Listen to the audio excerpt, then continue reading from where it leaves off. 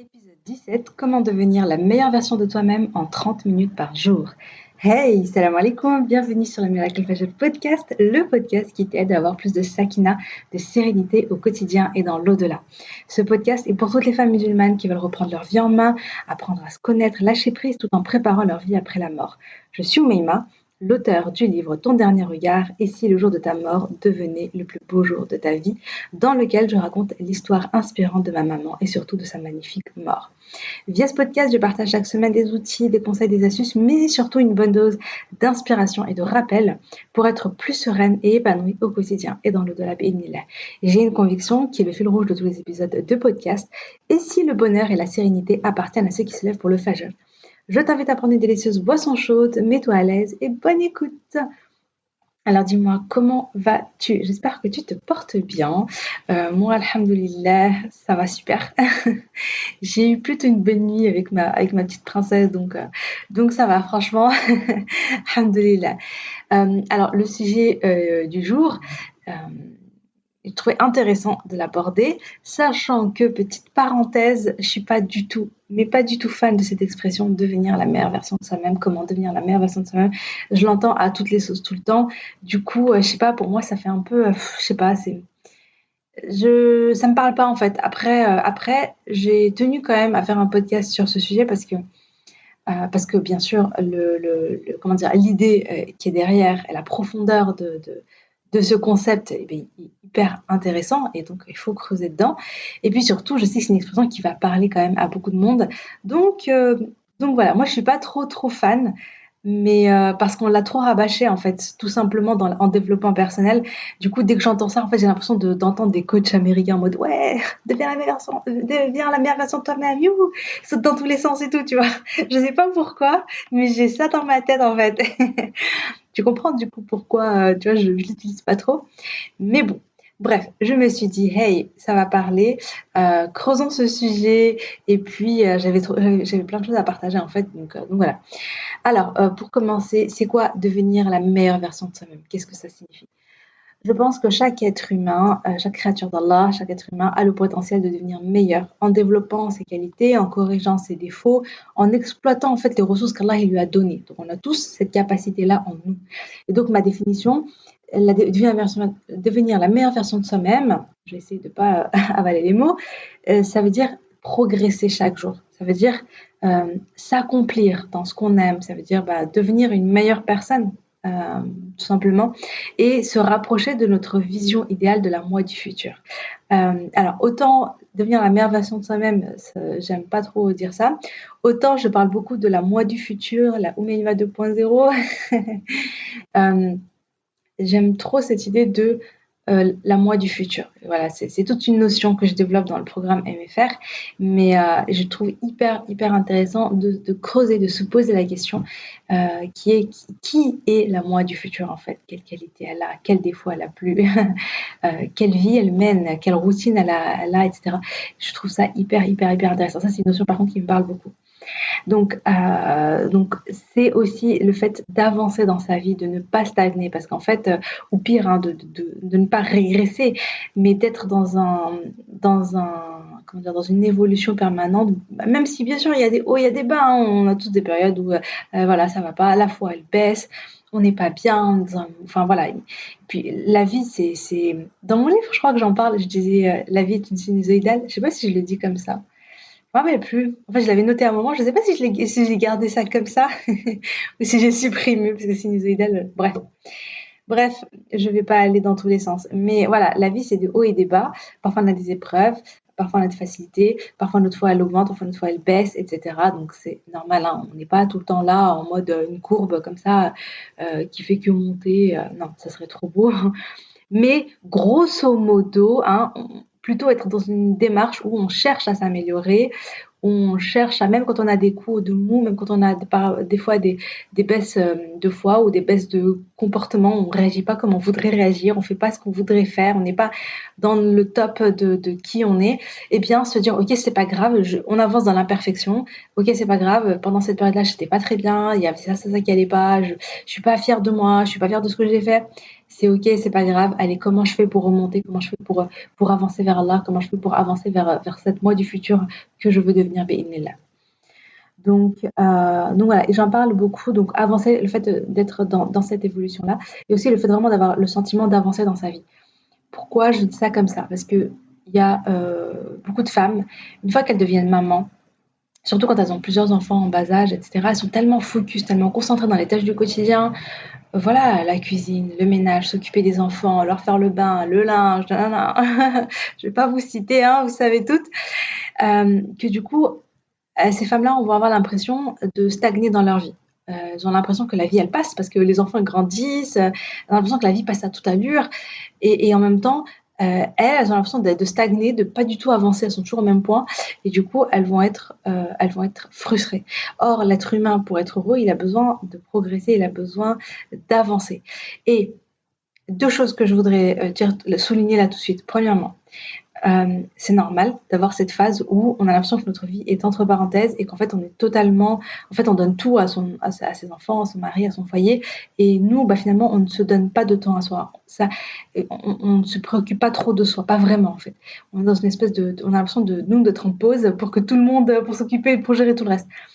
C'est normal. Franchement, quand on devient mère, on a Allah il nous a créé comme ça, on a cet instinct maternel, on a ce truc, on va tout donner, etc. Donc c'est tout à fait normal, il n'y a pas à se dire, il y a pas, enfin c'est une phase, je pense, qui est naturelle. Simplement, j'ai deux choses à dire là-dessus. La première, c'est qu'il faut se dire qu'en vérité, on n'est pas en train de rien faire et on n'est pas en train de perdre, entre guillemets, notre temps. Enfin, bien sûr que non, tu vois, on s'occupe de nos enfants, qu'on aime, etc. Mais ce qu'il faut se dire surtout, c'est qu'en fait, on continue à remplir notre balance des bonnes actions. Même si on n'a pas l'impression de faire des choses ouf dans notre vie, il ne faut pas oublier que c'est pour ça que je dis placer l'intention. L'intention, c'est super important. Tu peux avoir plein de hasanat du matin au soir, alors que tu fais juste ton ménage, ta cuisine, tu t'occupes de tes enfants, mais parce que tu mets ta niaque, c'est pour Allah que tu fais ça. C'est pour Allah que tu fais ça, tu vois. Tu es là, voilà, tu donnes du temps pour l'éducation des enfants. Tu t'occupes de leur préparer à manger, tu t'occupes de les nourrir. C'est une amana à tes enfants et toi, tu prends soin de la amana qu'Allah il a mis entre tes mains et tu fais de ton mieux et tu leur inculques tes valeurs, etc. Et tu t'occupes de ton mari et tu t'occupes de ton foyer. Donc, tout ça, t'es récompensé. Hein. T'es récompensé, donc tu fais pas ça pour rien.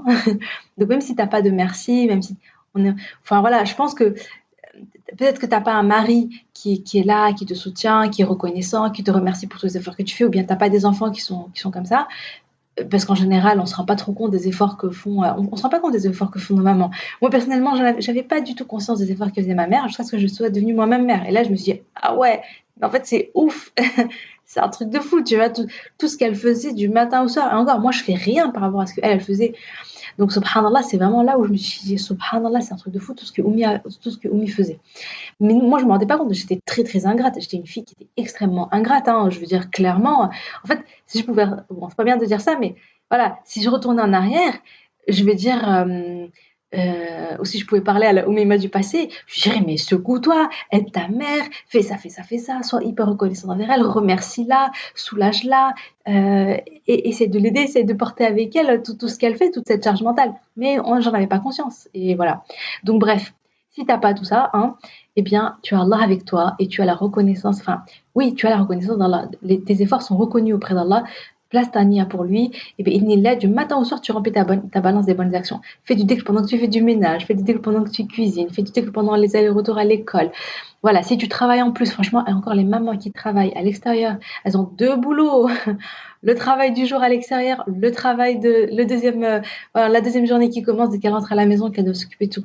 Mettez vos intentions, les filles, pour le travail, hein, même pour le travail. Placez une niya, que ce soit pour Allah, d'une manière ou d'une autre, c'est pour Allah que vous faites ça. Comme ça, vous ne perdez pas votre temps, vous ne perdez pas votre vie et vous n'êtes pas finalement dans cette stagnation. Bref, deuxième chose, pour ne pas avoir cette impression de stagner dans sa vie, également, sans que ça prenne beaucoup de temps, euh, c'est simplement de se dire, enfin, en fait, je vais en parler après. Oui, j'ai oublié. C'est le sujet du podcast. Mais ce que je veux dire, c'est que tu peux, par des petits pas que tu vas faire tous les jours, par des petites routines que tu vas mettre en place, par des petites choses que tu vas faire, eh bien, tu as ce sentiment de t'accomplir. Tu n'as pas besoin voilà, de faire un truc ouf. Tu vois, c'est-à-dire, je sais pas, t'as pas besoin de commencer à, je sais pas, apprendre à te dire, il faut que j'apprenne le Coran en entier, ou bien il faut que je sais pas, il faut que j'aille construire un puits en Afrique pour avoir vraiment le sentiment d'avoir accompli un truc de fou. Non, tu peux faire des petits pas quotidiens, des petites choses, des petites briques, des petites pierres que tu mets, que tu entasses chaque jour, et bien il y en a qui vont vraiment t'aider à t'accomplir, à progresser, à devenir meilleur, etc. Parce que, voilà, parce que c'est ce qu'Allah attend de nous, hein, c'est qu'on devienne meilleur. D'ailleurs, il y a un hadith que j'ai envie de partager avec vous. C'est le prophète sallallahu alayhi wa sallam qui dit: certes, je n'ai été envoyé que pour parfaire les nobles comportements. Rapporté par Malik dans Muwatta et authentifié par Cheikh Albani dans Silsila Sahiha numéro 45. Donc le prophète sallallahu alayhi wa sallam nous dit: j'ai été envoyé que pour parfaire les nobles comportements. Parfaire. C'est-à-dire qu'on est là pour devenir meilleur, on ne sera jamais parfait, hein, bien sûr, mais on est dans cette démarche. Le prophète il a été envoyé dans cette démarche-là pour nous rendre vraiment le meilleur, avoir les meilleurs des comportements, être les meilleures personnes. Et puis, puisque je parle de ce sujet-là, je me suis dit, ah, mais ça va être l'occasion de parler également un livre que j'ai lu, qui est Deviens la meilleure version de toi-même à travers le modèle prophétique. Il ne s'agit pas seulement de savoir, mais d'être, de Abdelrahman Irada Ihsan. Je vous mettrai le lien. Inch'Allah, dans la description. Ouais, parce que je trouvais ça très très pertinent, très intéressant. Donc à lire, ouais. Donc franchement à lire, plein de petites pépites. Et on est dans ce. Je me suis dit bon, c'est le sujet du podcast. Faut que je vous conseille ce livre.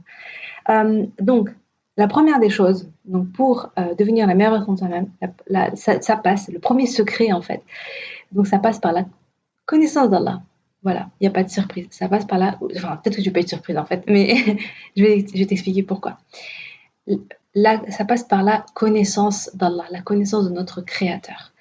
Il y a une vérité qu'il faut bien intégrer, c'est que plus tu chemines vers Allah, plus tu deviens la meilleure version de toi-même. T'as pas, en vérité, hein, je vais t'avouer un truc. T'as pas besoin de lire des livres de développement personnel ou des conférences TEDx ou bien voilà, de faire des coachings, etc. En réalité, toutes les informations, absolument toutes, se trouvent dans le Coran et le suivi de la sunna du prophète sallallahu alayhi wa sallam. Si tu lis la biographie du prophète, si tu calques ton comportement sur lui, sur le meilleur des hommes, tu vas forcément devenir meilleur de jour en jour. Si tu lis les histoires des compagnons, tu vas trouver, il y a des histoires tellement, tellement inspirantes. Tu vas voir les qualités qu'ils ont développées quand ils sont rentrés dans l'islam. Voilà, de la générosité, le bon comportement, la bienveillance, la rahma, l'amour, le courage, la force, etc. Partage, enfin, vraiment des histoires hyper inspirantes.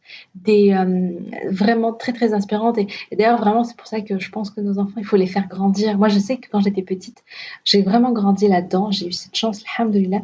Ma mère, je me rappelle vraiment de ma mère qui nous racontait les histoires des compagnons, l'histoire des prophètes, etc. Et enfin voilà, moi j'ai pas grandi avec les Disney, etc. Bon, j'ai connu ça aussi, hein, mais un peu plus tard. Mais j'ai vraiment grandi avec les histoires des prophètes, l'histoire des compagnons, et c'est hyper, ouais, c'est hyper inspirant. C'est eux qui doivent être nos modèles en réalité. Après, je dis pas, hein, bien sûr, moi je lis des éléments personnels, je me forme, je fais plein de choses, il n'y a pas de souci. Enfin voilà, t'apprends plein de trucs, c'est super intéressant, c'est super inspirant. Mais ne pas oublier qu'en réalité, euh, tout, en vérité, tout est dans la sunna. Vraiment, subhanallah. Et c'est vraiment là où il faut puiser nos sources d'inspiration. Donc, plus tu connais Allah, plus ton cœur se remplit d'amour pour lui, plus tu deviens une meilleure personne. Parce que dans ton cheminement vers lui, tu vas te détacher de tes défauts et tu vas chercher à développer des qualités. Parce que tu veux le paradis en fait. Tu veux le paradis, tu veux obtenir l'amour d'Allah. Du coup, tu es motivé à sacrifier ce qui t'éloigne d'Allah, les tentations, les choses finalement euh, qui sont pas bonnes pour toi. Parce que tu vas faire des sacrifices euh, parce que tu recherches la satisfaction, tu recherches l'amour d'Allah, tu recherches à te rapprocher de ce qu'il... Enfin, tu veux faire ce qu'Allah SWT attend de toi. Or, ce qui est clair, ce qu'il faut bien comprendre, c'est que Allah SWT, c'est notre créateur. Donc, qui mieux que notre créateur sait ce qui est bon pour nous, ce qui nous rend heureux, ce qui nous permet de nous épanouir, ce qui nous permet de nous sentir sereins dans notre vie, etc., etc. C'est Allah subhanahu wa ta'ala. Dans tout ce qu'Allah nous demande de faire, il y a un bien pour nous, mais dans tous les domaines. Il y a un bien pour nous, pour la santé physique, pour la santé mentale, subhanallah, pour cette dunya et pour la akhira. Donc, dans ce que, à chaque fois que tu suis une recommandation d'Allah, que tu te rapproches de ce qu'Allah il attend de toi, et que tu t'éloignes de ce qu'Allah, de ce qu'Allah veut que tu t'éloignes, et plus finalement tu deviens meilleur. Plus tu deviens meilleur, tout simplement, subhanallah. Et voilà, c'est vraiment comme ça que tu deviens meilleur, c'est vraiment comme ça que tu t'élèves. Du coup, apprends à connaître Allah, apprends à augmenter ta foi. Et c'est vraiment ça, en fait. Enfin, j'ai envie de dire, j'ai dit, ouais, en secret, tout ça, mais il n'y a pas vraiment de secret. En réalité, comment dire, tu auras une vie réussie ici-bas et tu auras une vie éternelle, réussie après, tu vois, après ta mort, en te rapprochant d'Allah, en remplissant d'amour ton cœur pour lui, en cherchant à lui plaire, en cherchant à atteindre le paradis. Plus tu vas être dans cette, tu vois, tu vas être comment dire, dans cette recherche de satisfaire Allah, et en fait, plus tu es gagnant sur tous les plans, subhanallah, vraiment. Et donc voilà, donc chaque jour, prends le temps pour remplir ta balance des bonnes actions, pour te connecter à Allah avec la prière, en faisant la prière à l'heure, en faisant les doigts, en faisant la lecture du Coran, etc., etc. Maintenant, le deuxième secret pour devenir la meilleure version de soi-même, c'est la connaissance de soi via l'écriture thérapie. Alors moi, je suis fan de l'écriture thérapie. Si tu me suis un petit peu sur les réseaux, par mail, etc. Si tu reçois la bénédicité du lundi, si ce n'est pas le cas, n'hésite pas à t'inscrire, le lien est dans la description. Mais subhanallah, vraiment, moi, je suis très, très, très, très, très fan de l'écriture. Ça m'a énormément, énormément apporté, ça m'a énormément aidé à changer, à évoluer ces dernières années. Vraiment, je pourrais même pas dire tout ce que ça m'a apporté, tellement, subhanallah, il y a eu énormément de choses. C'est-à-dire qu'à la fois dans la relation avec moi-même, dans la perception que j'ai de moi-même, dans ma confiance en moi, etc. Et il s'est passé des choses, c'est-à-dire qu'en apprenant à me connaître, j'ai arrêté de toujours douter de moi, d'avoir toujours cette impression d'être nulle, d'être moins bien que les autres, d'arrêter de me comparer, etc. J'étais vraiment dans un mood comme ça, très dépendante des autres, besoin tout le temps d'être valorisée, besoin d'être rassurée, besoin qu'on m'autorise à, etc., etc. J'en parle souvent dans les podcasts. Et donc, je dépendais énormément des autres. Je croyais pas du tout en mes objectifs, en mes rêves. En fait, je me sentais totalement incapable de faire. Au fond de moi, j'avais la conviction profonde, j'avais le syndrome de l'imposteur, mais j'avais le syndrome de l'imposteur d'ailleurs on dirait sur tous les domaines de ma vie. C'est-à-dire que j'avais toujours l'impression d'être un imposteur, de me dire non mais en fait les gens ils me voient comme ça et tout, mais en fait ils savent pas à quel point je suis nulle quoi. Ils croient que je suis bonne élève et tout, mais en vérité non, je suis nulle. Alors, je sais pas pourquoi j'avais cette conviction profonde que je suis nulle. Par exemple, quand je me suis mariée, je me disais non mais je suis trop une mauvaise épouse en fait, je suis trop nulle. Enfin, je vois les autres femmes et tout, comment elles gèrent leur foyer, comment elles sont au top, et moi je me disais mais moi je suis trop nulle quoi à côté. Enfin, mais laisse tomber quoi. Enfin, vraiment, je suis en train de. Les gens ne se rendent pas compte en fait. Voilà, j'étais convaincue de ça. Pareil, quand je suis devenue mère, je me disais mais je suis une mère catastrophique. Je me disais mais je suis une mère horrible. Enfin, je me sentais vraiment très très très mauvaise mère. Hein. Et je regardais les autres mamans, je disais waouh, elles gèrent trop bien. Enfin, je sais pas, j'avais toujours l'impression que les autres, ils faisaient trop bien et moi, j'étais nulle. J'ai pas arrêté de répéter ça, mais c'était très ancré, en fait. C'était ouf. Et franchement, euh, il m'a fallu beaucoup, beaucoup, beaucoup de travail pour me dire, mais arrête, quoi. Non, t'es pas nulle. Ok, t'es pas extraordinaire et tout, mais t'es pas nulle non plus, quoi, tu vois. Tu fais de ton mieux et c'est ok. Et d'ailleurs, c'est ce que j'essaie toujours, toujours de partager à travers mes podcasts, à travers mes mails, à travers mon programme MFR et tout ça. C'est vraiment ça, c'est la rahma envers soi-même, c'est le fait d'avancer dans la perfection. Le fait de dire c'est ok si je ne suis pas parfaite, mais de ne pas se comparer aux autres, de se comparer uniquement à soi-même, qui on était avant, qui on veut devenir, et de se dire ok, moi je suis là pour cheminer, pour devenir chaque jour un petit peu meilleur. Et, et voilà. Donc, et vraiment, ce travail-là, pour moi, est clairement passé par l'écriture. Par l'écriture. Subhanallah. C'est incroyable. Vraiment, cet outil-là, je suis hyper reconnaissante envers Allah de m'avoir permis de le découvrir. Il m'a aidé à me connaître, à me comprendre, à me faire confiance, à accepter, à faire confiance en moi, à me faire confiance dans le sens où à faire confiance à les ressources qu'Allah il m'a données, à me dire non, mais Mima, le pays t'a donné plein de capacités. Tu es capable de faire, oui, tu es capable de réaliser tes rêves, oui, tu es capable d'écrire ce livre. Subhanallah, mon livre, quand je l'ai, voilà, le jour où je me suis dit, ok, je vais écrire mon livre, j'y croyais pas. Enfin, franchement, au moment où je me suis dit, je veux écrire mon livre sur la merveilleuse mort de ma mère, je me disais, je suis totalement incapable de le faire. Je peux pas le faire, je suis incapable de le faire, il va être nul, etc., etc. Mais subhanallah, j'ai commencé à me dire, mais si c'est possible, fais confiance à Allah, Allah t'a donné des capacités, euh, tu peux le faire. Et à croire finalement que c'était possible.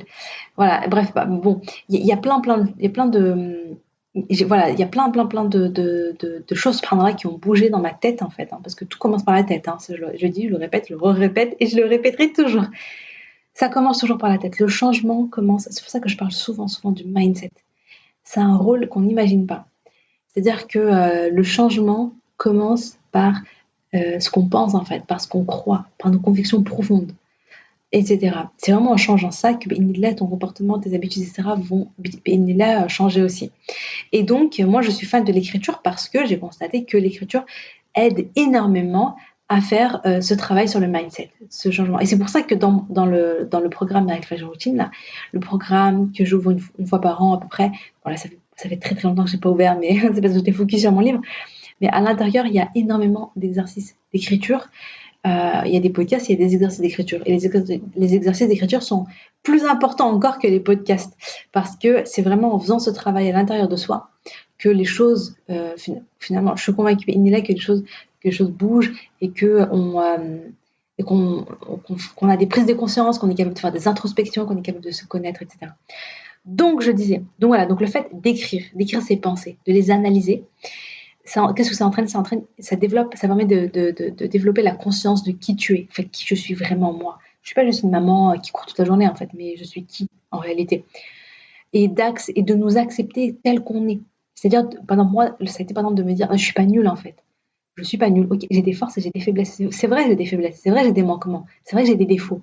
Ok, ok, je les accepte. Ça veut pas dire que oui, c'est pump it up, c'est pas grave, je suis plein de défauts, je suis comme je suis, je ne changerai pas pour les autres ou je ne sais quoi.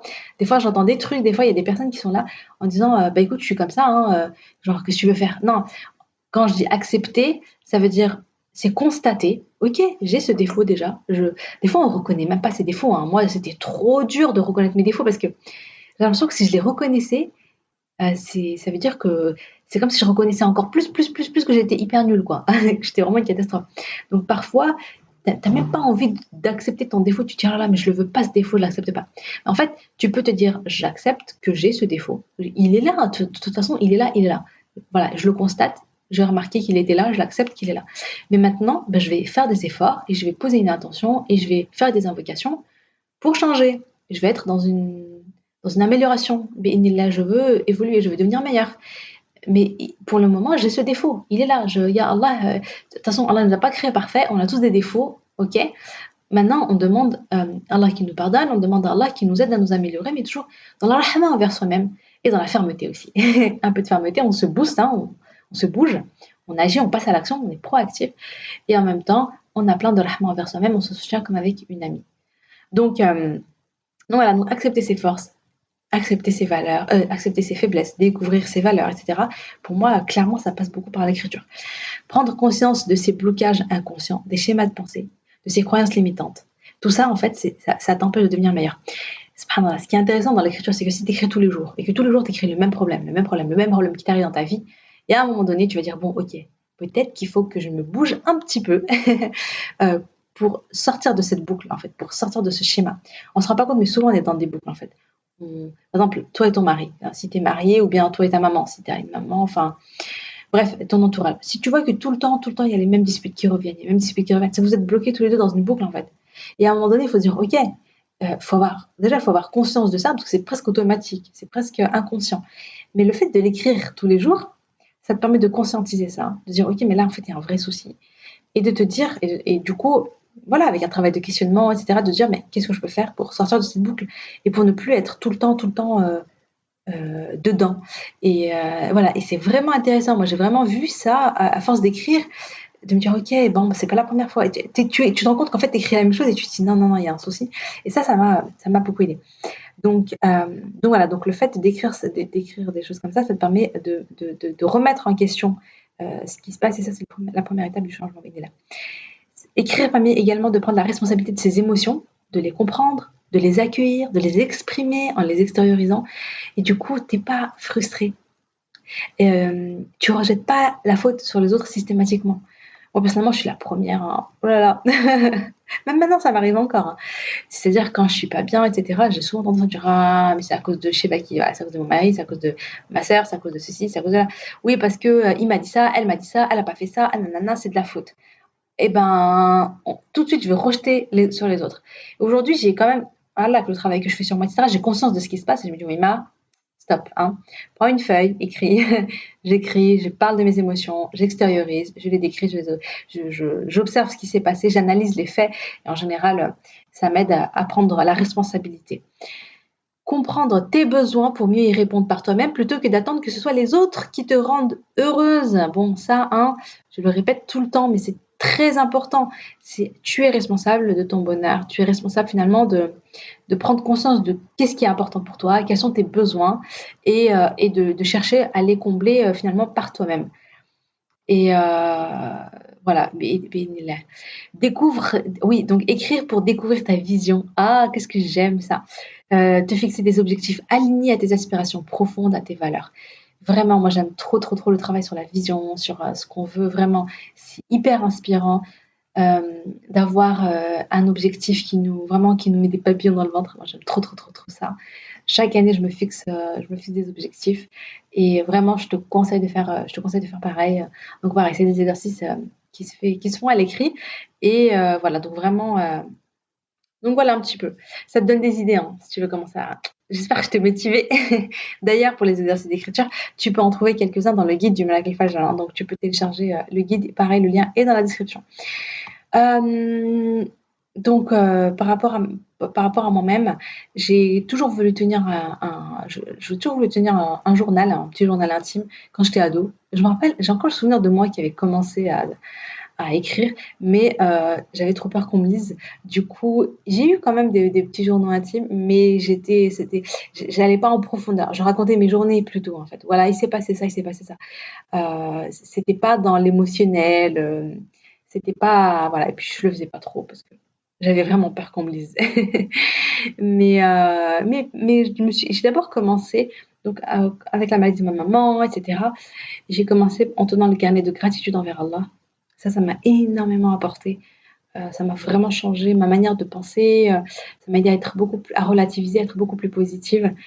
Et puis tout simplement, parfois, chaque matin, ça je le fais toujours, c'est-à-dire en général, en ce moment,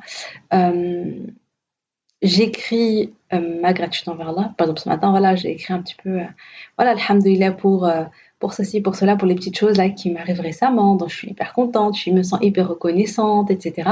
Ça permet vraiment de mettre la lumière sur toutes les belles choses qu'Allah il a mis dans ta vie. En général, on a tendance à se focus sur ce qui va pas, sur nos déceptions, ah mais oui mais moi j'ai pas ça, mais voilà, mais il s'est passé ça, etc. Et puis finalement on est dans un état d'esprit assez négatif, alors que le simple fait de dire Alhamdulillah pour mon petit café de ce matin, Alhamdulillah pour ce petit moment avec ma famille hier, Alhamdulillah pour ma petite princesse qui s'est endormie sur moi, c'était trop mignon ce matin. Alhamdulillah, voilà, pour des petites. Voilà, bah, tu les savoures, tu vois ta vie autrement, tu ensoleilles finalement. J'ai envie de dire, tu ensoleilles ton mindset. C'est un peu ça. C'est-à-dire que vraiment, tu fais grandir le beau, tu fais grandir la reconnaissance envers Allah. Et puis, j'écris aussi le fameux comment tu vas ma chérie aujourd'hui, tout simplement. Comment tu vas aujourd'hui ma chérie? Et je me parle à moi-même et je me raconte des petites choses et je déverse des fois ce que j'ai sur les cœurs. Mais ça fait du bien. Voilà. Je me parle toujours avec beaucoup de bienveillance et de rahma. Et j'extériorise mes émotions parce que je suis quelqu'un qui refoule beaucoup à la base. C'est-à-dire que quand quelque chose ne me plaît pas, quand quelque chose ne va pas, euh, j'ai tendance beaucoup, beaucoup à ne rien dire, à garder en moi.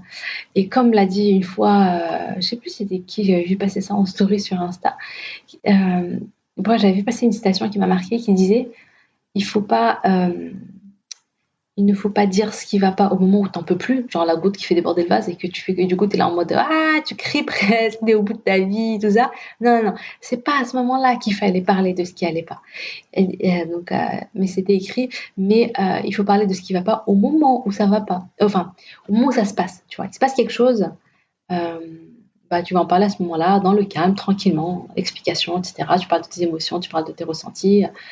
Je te laisse découvrir, de t'enseigner un peu sur la communication non violente. Je trouvais ça hyper, hyper, hyper, hyper intéressant. Donc, utiliser la communication non violente pour communiquer avec la personne, mais pas refouler, refouler, refouler à l'intérieur, ne rien dire, ne rien dire, ne rien dire, jusqu'au jour où tu exploses, tu vois. Donc voilà. Moi après, je cherche pas non plus, je suis pas non plus en train de dire à chaque fois que ça va pas, aller parler à la personne, mais au moins aller écrire. C'est quelque chose que je fais par contre. Quand il y a un truc qui va pas, j'écris et après je me dis bon, est-ce que ça vaut le coup d'en parler ou pas? Est-ce que finalement, parce que parfois on n'est pas dans le bon mood, hein, je veux dire. Parfois c'est hormonal. Moi je savais hein, après mon baby, franchement pendant mon baby blues, après mon accouchement, j'étais pas bien. En fait quand je suis rentrée à la maison, j'étais vraiment vraiment pas bien. L'hôpital c'était bien, j'étais dans un petit cocon et tout, mais quand je suis rentrée chez moi, ça allait pas.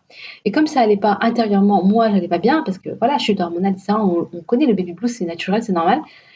Du coup, j'avais des réactions disproportionnées. J'étais hyper susceptible, enfin, c'est même pas ça, c'est moi, il y avait plein de choses qui me plaisaient pas.